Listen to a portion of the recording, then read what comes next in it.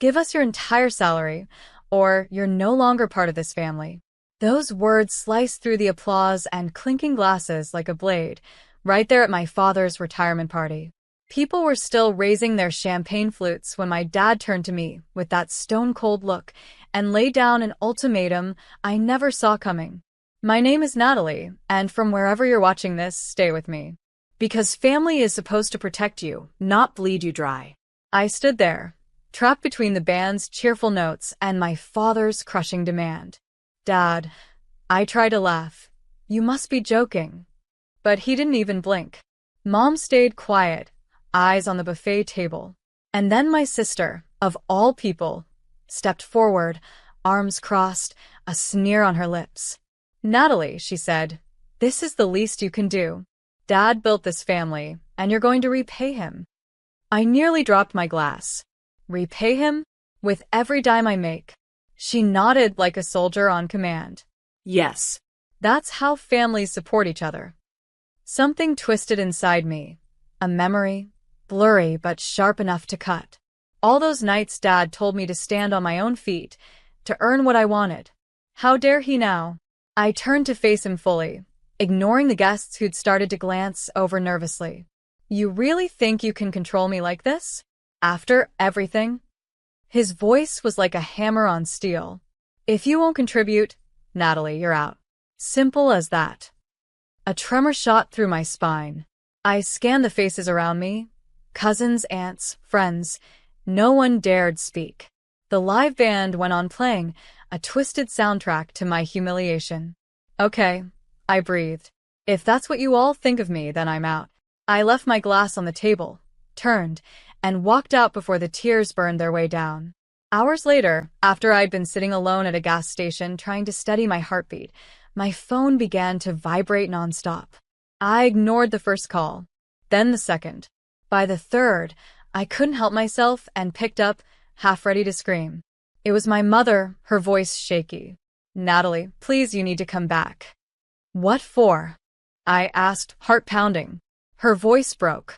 It's Dad, something happened. And that's when I heard him whisper my name from behind the door.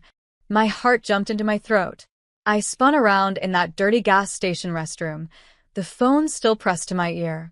My mom was breathing so hard I could hear the fear rattling in her lungs. Mom, slow down, I said, wiping my eyes with my sleeve. What happened to Dad? He collapsed, Natalie. At the party, right after you left. I felt the blood drain from my face. Collapsed? My father had been cold, ruthless, but he was always iron strong. The idea of him keeling over was impossible. I tried to steady my voice. Is he alive? Yes, she choked out, but the ambulance just took him away. Natalie, please. Your sister is losing it. We need you here. I wanted to scream. Part of me wanted to say you all made your choice, but a different part, the broken little girl inside me, couldn't leave them like that. Where is he? I whispered. At the county hospital. I closed my eyes, pulled a deep breath, then started the car. 15 minutes later, I was walking down sterile hallways, the smell of disinfectant mixing with stale coffee. My sister, Brooke, sat outside an emergency room, mascara streaking her cheeks. When she saw me, she bolted upright. You came, she gasped, voice brittle. I'm not here to fight, I said, holding on my hands. Where's Dad? She jerked her thumb at the closed door behind her. They're running tests. He kept asking for you, Natalie. Over and over. I shook my head, a bitter taste on my tongue. That's rich. 1 minute I'm trash, the next I'm some savior. Brooke flinched, tears welling. Please, just talk to him. A nurse came out, nodded at us, and stepped aside. I walked in. My father was hooked to monitors, his skin pale, breathing shallow. It was like someone had ripped the steel from his bones. His eyes fluttered open. Natalie, he croaked, so quiet I barely heard. Dad, I whispered, coming closer, every muscle tense. His hand trembled as he reached for mine. I'm sorry, he rasped. I pushed too hard. I swallowed, not sure what to believe. Why would you do that to me? He looked away, shame twisting his face. Because I thought I was protecting our legacy. By stealing my entire paycheck? His eyes closed, pained. I didn't see it like that. I was wrong. I wanted to scream, to hit him, to shake him until he saw the truth. But all I could do was stand there, empty and tired. The machines beeped, steady and cold, while the night felt heavy on my shoulders. And that's when I heard him whisper my name from behind the door. Natalie. The voice behind me was so close, I actually jumped, spinning around to find my Uncle Jared standing in the doorway. His face was pale, the lines around his mouth tight with worry. Uncle. I blurted out. What are you doing here? He stepped inside, glancing at Dad on the hospital bed. I came as soon as I heard, he said, voice low. Brooke called me. I folded my arms. Of course she did. Another family intervention. Jared sighed. I know you're angry. You have every right. But you should know the whole story before you decide to cut everyone off. My stomach twisted. What story? He looked straight at me, so serious I felt like a kid again. Your dad, he was trying to pay off a huge debt. That's why he asked for your money. My mouth fell open. A debt? He told me nothing. Jared nodded grimly. He was being blackmailed, Natalie. I felt the room tilt around me, the smell of antiseptic suddenly overwhelming. Blackmail? By who? Jared hesitated. By a man who claims your father ruined him 25 years ago. Said he'd expose something about a woman your dad was involved with. I nearly choked on my own breath. What woman? Dad cheated on Mom? Jared swallowed hard. It's complicated. I shouldn't even be the one telling you this. My mind was spinning, 1,000 ugly possibilities slicing through my thoughts. So, what? He'd rather bleed me dry than confess to Mom? Jared winced. He was desperate to protect the family name. It doesn't make it right, Natalie. But that's the truth. I looked back at Dad, still fragile and wired to machines. Everything I'd believed was collapsing. My father, the Iron Giant, being blackmailed over an affair? I could barely breathe. Why didn't he just tell me? Why did he have to destroy me instead? Jared placed a hand on my shoulder. Because your father has never known how to ask for help. He only knows how to command it. My hands curled into fists. I'm supposed to save him from his own damn mistakes? Again, Jared didn't answer. The silence was heavy, thick. I heard the monitor beep steadily behind me. The air too still, the weight of every lie pressing into my ribs. And that's when I heard him whisper my name from behind the door. Natalie. This time it was Brooke, her voice cracking as she stepped inside the room. Her eyes were swollen from crying, and when she saw Uncle Jared, she flinched like a guilty child. Can I talk to you? She asked me, barely above a whisper. I nodded, following her out into the hallway. The fluorescent lights made everything look uglier, more exposed. Brooke wiped her face with trembling fingers. I know you hate me right now, she started, but you have to understand why I backed Dad up. I crossed my arms. Try me. She took a shaky breath. I'm pregnant, Natalie. My head snapped back, my brain trying to process. What? Since when? 3 months, she said, tears spilling. And Dad promised he'd help with the baby, but only if I stood by him. I didn't want to lose that. I just stared at her, disbelief burning a hole in my chest. So, you threw me under the bus to save yourself? Brooke's shoulders collapsed. I'm sorry. I was terrified. You know how he is. I thought if I did what he wanted, he'd protect me. I felt sick. All those lectures from Dad about family loyalty, and the second it served them, they twisted it like a knife. Brooke reached for my hand, but I pulled away. You know what that did to me? You know how small he made me feel. I do, she sobbed. I do. That's why I need your help now. Please, Natalie. Help us fix this. We can't let that man blackmail him anymore. Us. I snapped. Since when are we a team again? Brooke crumbled. I know I don't deserve it. But this is bigger than us. If that man exposes Dad, Mom will leave him. Everything will fall apart. I let out a bitter laugh. Maybe it should. She shook her head violently. Natalie, please. If not for him, then for me. For the baby. I stared at my sister, watching her break in front of me. Part of me wanted to turn away and let the whole mess burn. Another part, the same soft, forgiving peace that had kept me alive all these years, couldn't do it. Fine. I spat, voice low. But don't think for a second I'm doing this for him. She nodded, a fragile smile fighting through the tears. And that's when I heard him whisper my name from behind the door. Natalie. Dad's voice again, weak but clearer than before, called to me through the crack of the hospital room door. I stepped back inside, feeling every nerve in my body coil. He tried to sit up, wires tugging at his skin. I heard you talking with Brooke, he rasped. I crossed my arms. Yeah, well, turns out your precious golden child sold me out to protect her own hide. He winced. Don't say that about your sister. She was scared. I laughed, bitter and sharp. Scared? Dad, you threatened to disown me if I didn't hand over every paycheck for the rest of my life. That's not family, that's a hostage negotiation. He looked away, shame crawling up his face. I was desperate. Desperate enough to ruin me? I shot back. God, do you even hear yourself? He reached for me, his hand trembling. Natalie, I was wrong. I see that now. But I can't fix it alone. A wave of rage rolled through me, crashing against every good memory I had of him.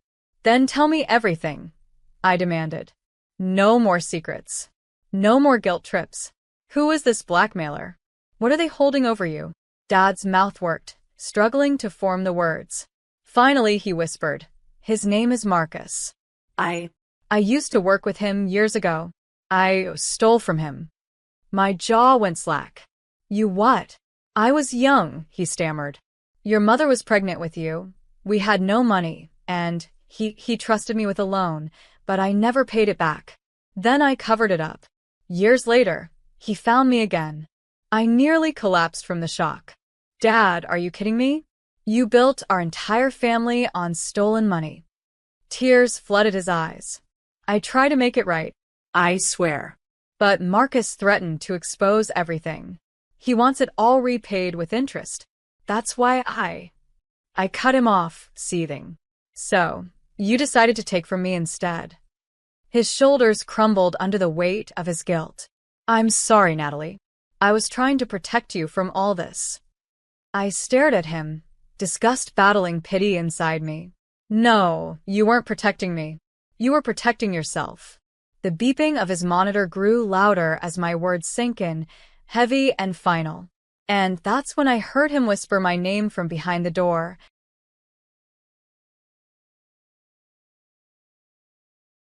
Natalie. This time the voice was different, deeper, unfamiliar. I spun toward the doorway, my pulse spiking. A man in a crisp gray suit stood there, hands folded politely, but there was nothing kind in his eyes. Who are you? I snapped, my body tense. He smiled, calm and icy. Marcus. I believe your father has told you about me. Every cell in my body went cold. You're the blackmailer? Marcus tilted his head, studying me like a curious animal. Blackmailer is such a nasty word. Let's say, creditor. I stepped closer, jaw clenched. You destroyed my entire family with your threats. He gave a soft laugh. Your father destroyed your family, dear. I simply collected the bill. Dad shifted on the bed, shame burning red across his face. Marcus, please. Marcus raised a finger. Don't waste what little dignity you have left. Then he turned back to me. Natalie, I hear you're quite successful. $5,600 a month, plus bonuses. Impressive. My stomach churned. How the hell do you know that? Marcus's grin widened. I make it my business to know. I shook my head, rage buzzing through every nerve. You're not getting a cent from me. He stepped forward, so close I could smell the mint on his breath. If I don't get what I'm owed, your mother learns everything. Your sister loses any support for that unborn child. And you'll be alone. Again. I felt something snap inside me, sharp and wild. You don't scare me, I spat. Marcus's voice dropped to a whisper. You should be scared. You think you're stronger than your father? Than me? Trust me, Natalie, no one is. My fists curled, nails biting my palm. Get out, I seethed. He leaned in, so close I could see a faint scar along his cheekbone. No. My knees almost buckled under the rage that tore through me. Brooke appeared behind me, voice cracking. Natalie, what do we do? I glanced back at her, then at Dad, then at Marcus, the vulture picking at what was left of us. Something in me changed right then. The fear turned to a cold, perfect clarity. We're not paying you, I told Marcus, steady as stone. He raised an eyebrow. Then you'd better be ready for war. The fluorescent lights flickered overhead, an eerie glow washing across Marcus's smirk. And that's when I heard him whisper my name from behind the door. Natalie. It was Mom this time, stepping through the door with an urgency I'd never seen in her before. Her eyes darted from Marcus to Dad to me, as if the air itself had turned poisonous. What is going on here? She demanded, voice shaking. Marcus turned toward her with a polite bow, like a snake in a tailored suit. Mrs. Moore. We were just discussing finances. Mom's gaze cut through him like a blade. I heard enough outside that door. She looked at Dad, betrayal written across every line of her face. Is it true? You stole from him. Dad looked like he'd been shot. It was decades ago, Claire. I did it for us. She stepped back, horror mixing with rage. For us? You did it for your pride. Marcus smirked. As entertaining as this is, I need an answer. Payment or exposure. I took a step forward, squaring my shoulders. You're not getting a penny. He raised an eyebrow, amused. Brave words. Brooke clung to my arm, trembling. Natalie, don't make it worse. I shook her off gently. No. I'm done letting fear run this family. Mom folded her arms, her own rage finally surfacing. I want him gone, she told Dad flatly. I want this man out of our lives. If you won't deal with it, I will. Dad's lips trembled. Claire, please. But Mom was already dialing her phone, voice cold as ice. Hello, officer. I'd like to report a man extorting money from my family. His name is Marcus. Yes, he's here now. Marcus's face fell, fury flashing in his eyes. You think the police scare me? Mom didn't even blink. No, but they'll slow you down. Marcus lunged forward, grabbing my wrist hard enough to hurt. You stupid little girl, he hissed. You think you can ruin me? I stared him down. No more fear left in my bones. You ruined yourself. He let go, face twisting with rage, then stormed past us out the door, the scent of his cologne clinging to the stale hospital air. Mom finally turned to me, shoulders sagging. Natalie. I'm so sorry. For everything. I felt the tears prick behind my eyes. Me too, Mom. Me too. The air felt thick with truths, and for once, I wasn't drowning in them. And that's when I heard him whisper my name from behind the door. Natalie. The voice was Dad's, fragile but clearer, as if the poison had finally been drained out of him. I stepped back into the hospital room, heart pounding in the stillness after Marcus's rage. Dad was sitting up straighter now, though the weight of a lifetime's mistakes still pulled at his face. Can we talk? He asked, voice raw. I nodded, arms crossed, my heart a mess of hate, pity, and something I couldn't even name. He swallowed, tears threatening. I failed you. I failed all of you. I didn't soften, not completely. Yeah. You did. His shoulders collapsed like a broken umbrella. I should have come to you, trusted you, but I was ashamed. You let shame turn you into a monster, I whispered. Dad nodded, eyes shining. I know. I can't change what I did, but I can try to fix it. A bitter laugh escaped me. How? You want me to believe you'll magically make it all better? He winced. I'll confess everything to the police. Pay what I can. Take responsibility. So you and Brooke and your mom can live free of Marcus. My throat tightened, unexpected emotion creeping through. You'd really do that? His chin trembled. I have to. I can't let my children carry my sins. Brooke stepped into the room, holding her belly protectively, tears falling. Dad, please don't go to prison. He reached for her hand, voice breaking. If that's what it costs to protect you, then that's what I'll do. Mom came in too, standing by my side, steadier now. Maybe this family can heal if we stop lying, she said, voice gentle but firm. I felt the truth of it in my bones.